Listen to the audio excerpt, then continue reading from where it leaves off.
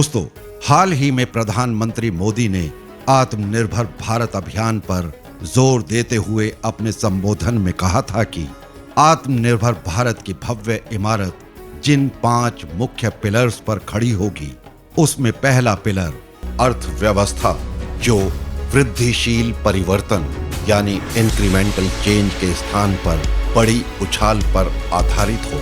दूसरा, इंफ्रास्ट्रक्चर, ऐसा इंफ्रास्ट्रक्चर जो आधुनिक भारत की पहचान बने। तीसरा, टेक्नोलॉजी, 21वीं सदी प्रौद्योगिकी संचालित व्यवस्था पर आधारित प्रणाली।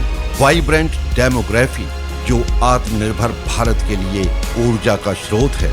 और आखिर में डिमांड, भारत की मांग और आपूर्ति श्रृंखला की पूरी क्षमता का उपयोग किया जाना चाहिए।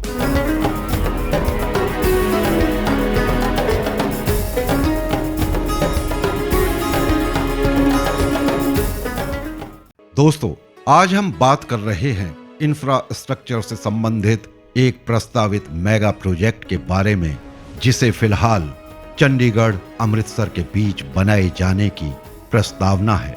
अगर सब कुछ ठीक रहा तो आने वाले करीब 10 साल में अमृतसर से दिल्ली का सफर मात्र 30 मिनट में तय किया जा सकेगा। अभी इसमें 5 से 6 घंटे तक का समय लगता है। पंजाब सरकार ने अमृतसर, लुधियाना, चंडीगढ़ और राष्ट्रीय राजधानी क्षेत्र कॉरिडोर में तेज रफ्तार से चलने वाली हाइपर लूप ट्रांसपोर्ट प्रोजेक्ट की संभावना तलाशने का फैसला किया है। इसके लिए पंजाब सरकार ने लॉस एंजलिस की कंपनी वर्जिन हाइपर लूप 1 के साथ एक समझौते पर दस्तखत किए हैं। कंपनी इस काम में दुबई के निवेशक डीपी वर्ल्ड का सहयोग लेगी। मुख्यमंत्री कैप्टन अमरिंदर सिंह और डीपी वर्ल्ड के उप महाद्वीप के सीईओ की मौजूदगी में इस एमओयू पर पंजाब सरकार की तरफ से ट्रांसपोर्ट विभाग के प्रमुख सचिव और वर्जिन हाइपर लूप 1 कंपनी के भारत के प्रबंध निदेशक ने हस्ताक्षर किए। कंपनी इसके लिए हरियाणा सरकार के साथ भी एमओयू साइन करेगी।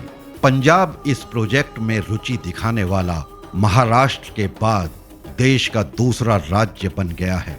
हालांकि महाराष्ट्र में महाविकास आघाड़ी सरकार बन जाने के बाद वहां के मुख्यमंत्री उद्धव ठाकरे और उप मुख्यमंत्री अजीत पवार ने विकास के इस कार्य यानी मुंबई पुणे के बीच चलने वाली हाइपर लूप ट्रेन के करार को ठंडे बस्ते में डाल दिया है।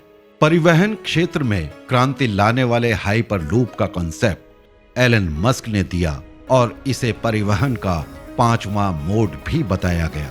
इसमें विशेष प्रकार के स्टील के कैप्सूल या पॉड्स को हवा रहित पाइप के अंदर एक स्थान से दूसरे स्थान तक चलाया जाता है।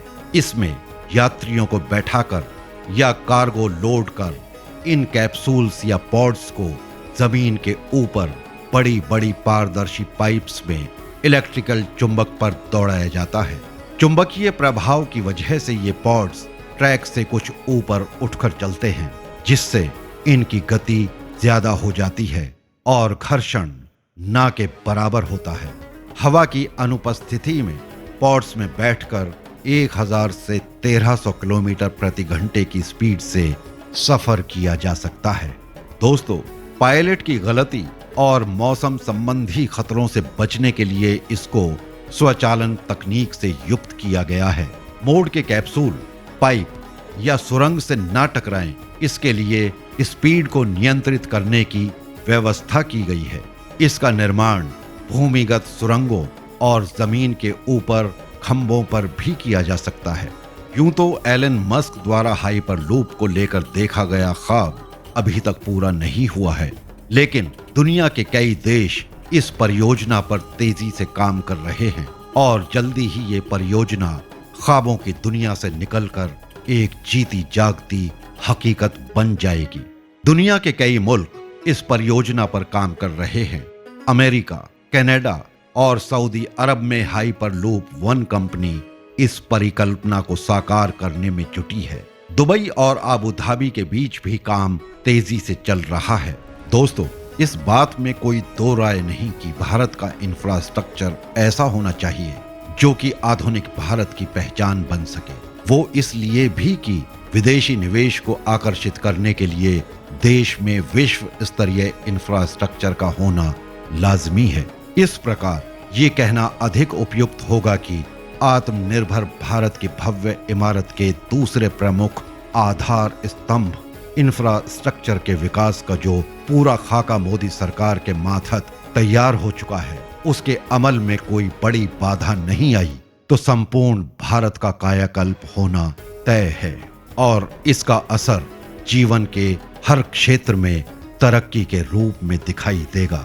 प्रधानमंत्री मोदी की दूरदर्शी टीम ने आत्मनिर्भर भारत के इंफ्रास्ट्रक्चर के विकास में सोशल और डिजिटल इंफ्रास्ट्रक्चर को जो प्रेफरेंस दी है, उसका सकारात्मक असर भी समाज पर बहुत जल्दी दिखाई पड़ेगा।